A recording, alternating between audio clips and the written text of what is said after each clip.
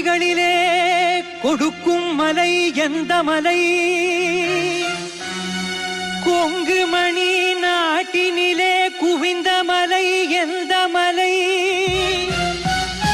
தேடி வந்தோர் இல்லமெல்லாம் செழிக்கும் மலை எந்த மலை? தேவாதி தேவரெல்லாம் தேடி வரும் மருதமலை.